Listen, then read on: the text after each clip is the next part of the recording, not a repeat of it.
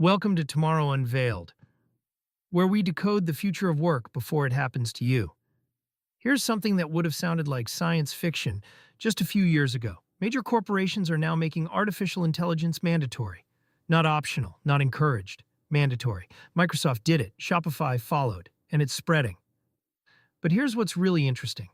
This isn't some dystopian nightmare being imposed against workers' will. It's something far more complex. It's a massive bet by companies that AI isn't just a tool anymore. It's the foundation of how work gets done. And that shift is triggering a chain reaction through hiring, productivity metrics, workplace culture, and labor regulation that nobody fully saw coming. Over the next 30 minutes, we're going to trace this story, from the mandate itself all the way through to what it actually means for your career, your skills, and your future. Because whether you're in tech, finance, marketing, or any knowledge work at all, this is coming for you. Let's start with the mandate itself. In 2025, Microsoft made headlines when leadership announced that AI use would no longer be optional for employees.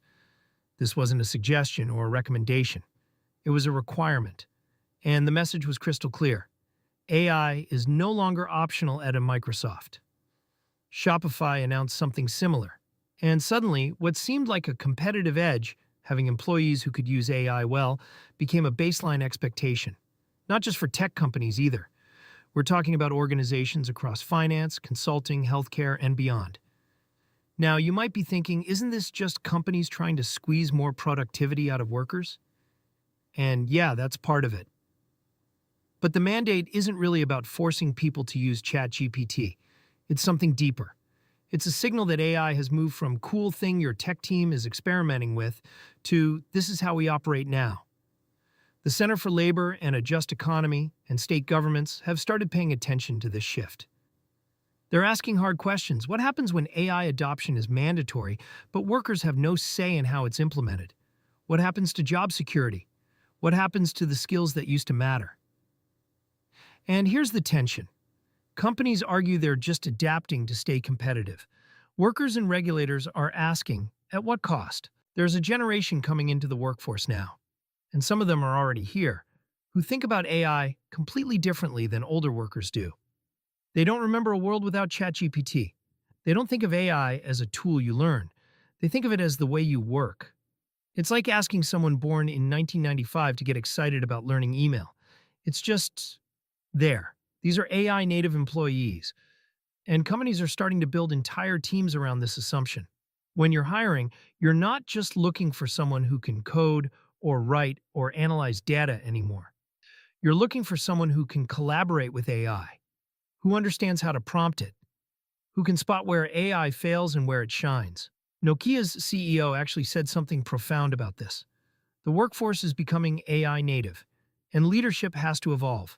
Not workers have to adapt. Leadership has to evolve. That's a different conversation entirely. Because here's what happens when you build a workforce around AI collaboration. The entire structure of work changes. Hierarchies flatten in some ways. Anyone can leverage AI's capabilities, but they compress in others. If everyone's supposed to use AI, then the people who are best at using it become disproportionately valuable. And the people who resist or struggle with it, they become increasingly isolated. The question nobody's asking loudly enough yet: what do we do with the people who don't want to be AI native? Or who can't be? Here's where things get weird. Companies are investing billions in AI, mandating adoption, rebuilding workflows around it. And productivity gains are not showing up the way people expected. Platformer did deep reporting on this. They call it the AI productivity paradox. Companies expect AI to transform their operations. The actual impact is usually way more modest. Sometimes it's even negative, at least in the short term. Why? Because implementation is messy. Learning new tools takes time. And there's something else happening too. AI is great at specific tasks, but knowledge work isn't just about individual tasks. It's about judgment, context, and knowing what matters. But here's the really interesting part. Because productivity is hard to measure, companies are getting creative. They're building AI performance metrics, KPIs, or key performance indicators, specifically designed to track whether AI is delivering value. They're tracking how often employees use AI tools, how many prompts they're writing, how much time AI is saving them. Some companies are literally tracking every keystroke, every prompt, every AI-assisted action, and they're using that data to evaluate employee performance. You're not just judged on what you produce anymore. You're judged on how much you use AI to produce it. Anthropic's research on Claude conversations tried to estimate actual productivity gains. The results? Modest. But the measurement infrastructure being built? That's permanent. That's the real story. Because now you've got a situation where companies have unprecedented visibility into not just what you produce, but how you produce it.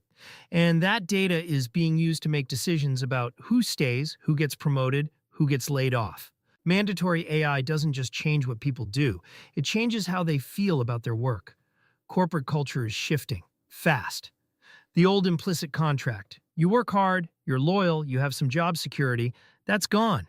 The new contract is you stay valuable by constantly adapting to new tools, new workflows, new ways of thinking. Companies are building human AI hybrid teams now. And the research is interesting. Hybrid teams actually outperform fully autonomous AI agents by about 68%. Humans bring judgment, creativity, and contextual understanding. AI brings speed, scale, and pattern recognition. Together, they're powerful. But here's what's being underestimated: the cultural cost of constant collaboration with AI. You're not just learning a new tool. You're fundamentally changing how you think about your own expertise. You're learning to outsource parts of your thinking to a machine. And that's disorienting. How to build an AI-native workforce for a digital-first age. That's the title of a new playbook circulating in corporate America. It's not about teaching people to use AI. It's about rebuilding organizational culture so that AI collaboration is woven into every decision, every process, every interaction.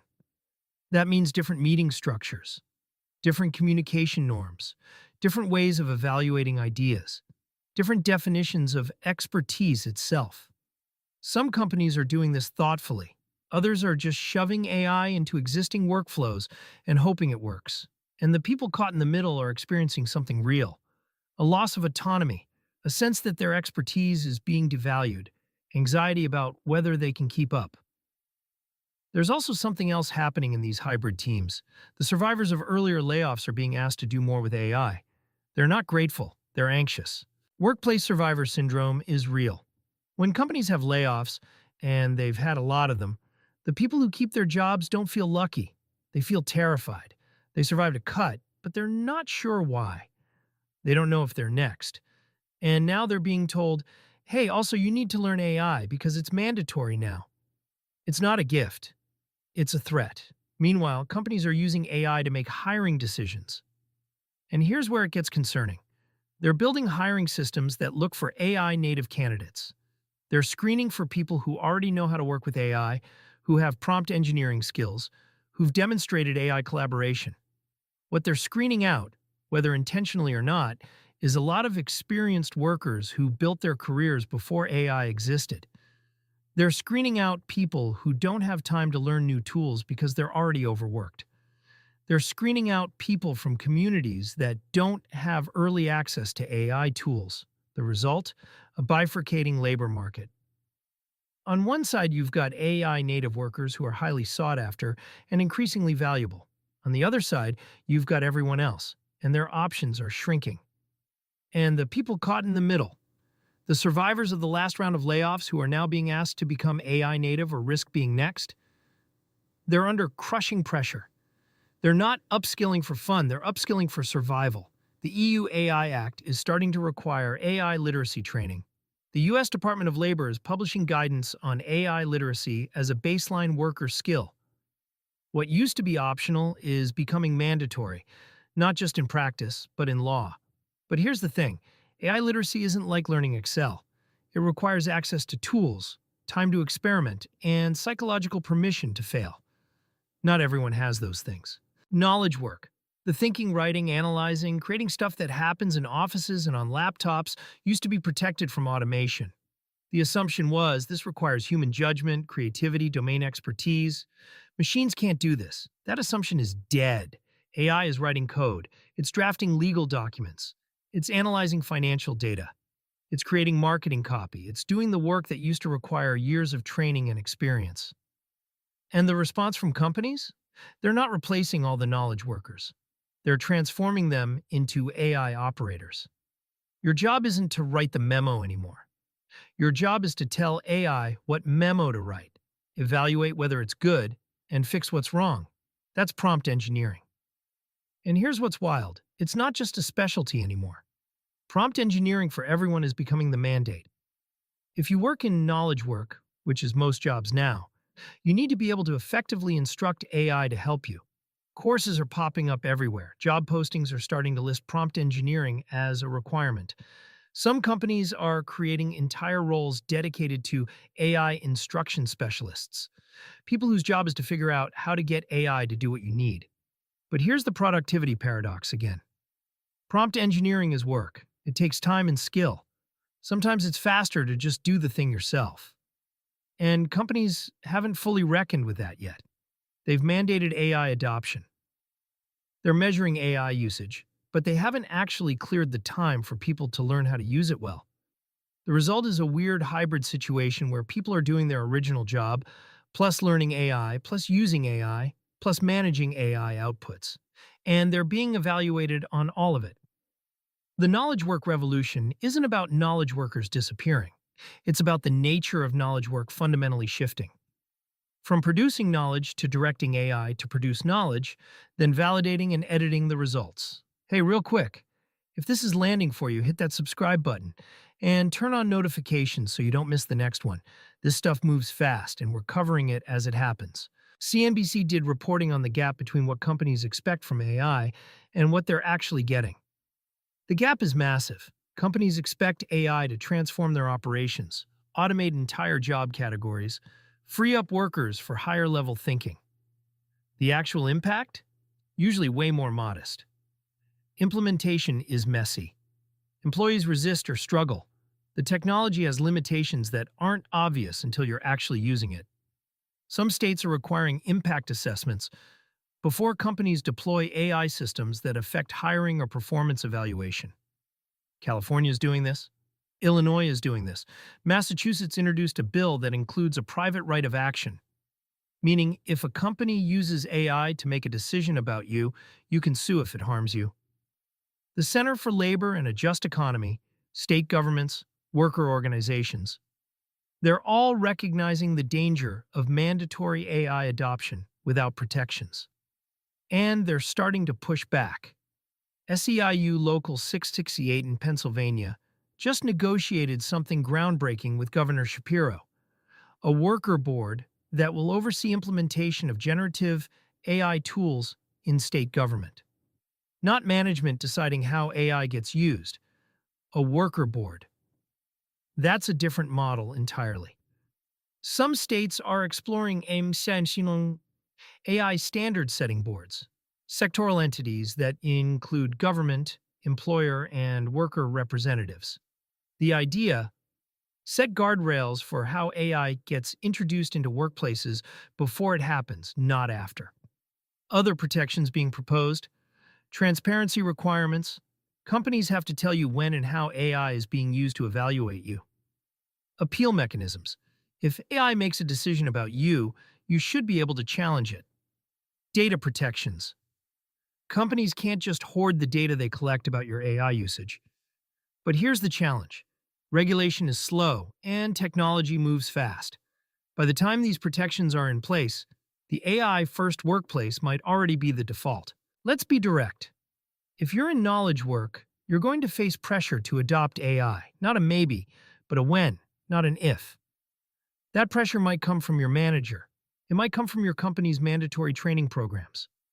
It might come from job market signals, competitors getting jobs because they've got prompt engineering skills. Here's what you should actually do about it. First, develop real AI literacy, not just knowing what ChatGPT is, understanding how these systems work, what they're good at, what they're terrible at, where they hallucinate, how to evaluate their outputs. That's actually valuable. Second, don't let urgency become panic. Companies are making irrational decisions about AI right now. They're mandating adoption before they've figured out what they actually want AI to do. That's a problem for them, not necessarily for you. Take time to learn thoughtfully. Third, protect your judgment. AI is best at generating options and executing tasks. You're best at deciding which options matter, which tasks matter, and what success actually looks like. Don't outsource that. AI augments your judgment. It doesn't replace it. Fourth, stay skeptical of productivity promises. When your company mandates AI and measures your AI usage, remember that more AI usage doesn't equal better work. Sometimes the best thing you can do is know when not to use AI.